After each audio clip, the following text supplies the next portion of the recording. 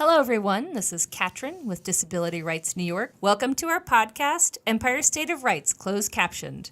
We are here to bring you information on the most relevant topics regarding disability rights and advocacy. Today we have Melanie Hecker, PAD intern here at DRNY, here to discuss discrimination in psychiatric hospitals for dually diagnosed individuals. Hello, Melanie. How are you today? Good. How are you? Very good. Thank you. So, Melanie, you gave a presentation on this topic last week, and it was so very impressive. If you could just tell us the main concerns regarding this issue. I certainly will. So, before I start, I'd like to clarify that dual diagnosis can refer to two different things. It can refer to a dual diagnosis of mental illness and substance use, or it can refer to a dual diagnosis of mental illness and developmental disability, but I'm specifically focusing on developmental disability.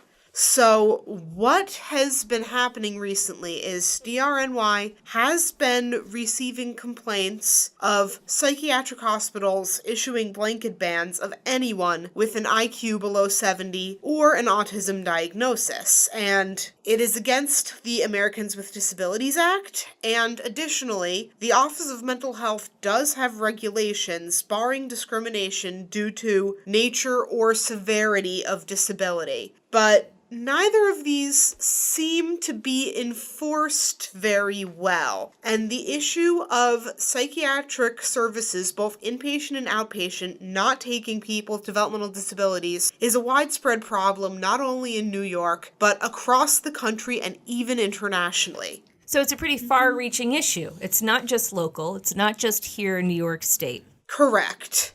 And there are many reasons why a hospital may feel the need to do this, even if not issuing a specific ban as an official policy. Some may simply informally say, we don't take IDD. I decided to research why a hospital would implement such a policy so that we knew what to ask for in a FOIL request. So that's been the focus of your work here at DRNY, is this specific research? Yes. And there are a lot of reasons why a psychiatric hospital would not want to take a patient with a developmental disability. And I found these reasons out through reaching out to my contacts, through searching the internet, and through looking at academic journals on the subject.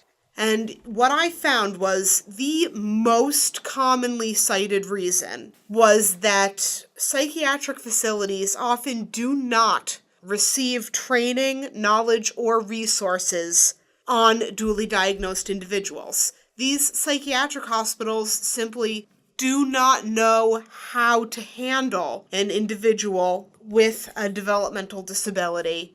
Especially considering that there is such a high percentage of people with developmental disabilities who also have mental health issues. But lack of training and resources, while the primary, is not the only. I see. And so your last day is on Friday here.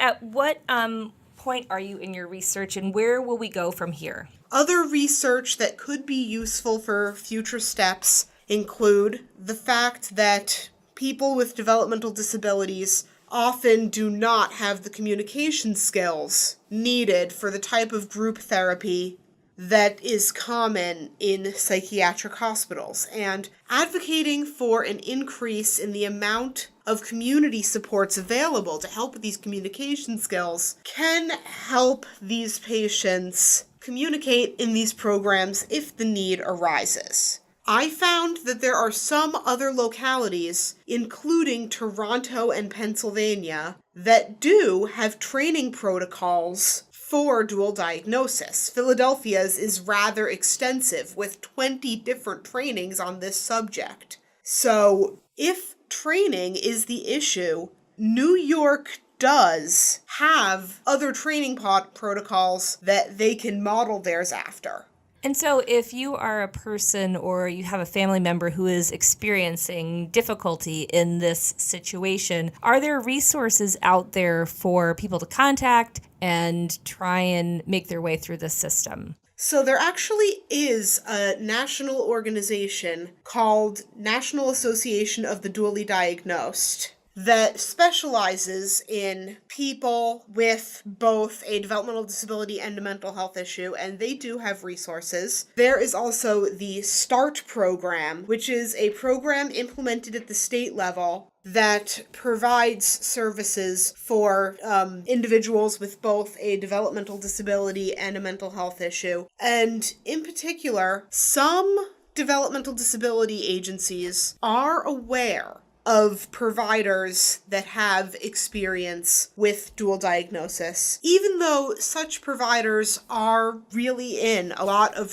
short supply. But this issue is very clearly a systemic issue, and things will not get better until there are systemic solutions. And of course, if people have difficulty navigating even those resources, they could contact DRNY. Of course they could. So we can list those resources at the end of the podcast. And Melanie, thank you so much for taking your time today to go over this with us. Thank you. As somebody who has been personally impacted by this issue, as somebody with both an autism diagnosis and a bipolar disorder diagnosis, this is just so near and dear to my heart, and I so appreciate the opportunity to help other people like me. Well, it was a pleasure having you, and we'd love to have you back, even though your internship is ending on Friday. Certainly, we'd love for you to come visit again. Well, my internship is ending on Friday, but I will remain a member of the PAD Advisory Council. That's great. Thank you so much, Melanie. Empire State of Rights Closed Captioned has been brought to you by Disability Rights New York, your source for disability rights and advocacy. If you enjoyed our program, and we hope you did, make sure to subscribe, like, and share this post. Tune in next time, where we'll bring you more information on disability rights in the state of New York. The closed captioned version of this podcast is available on our YouTube channel.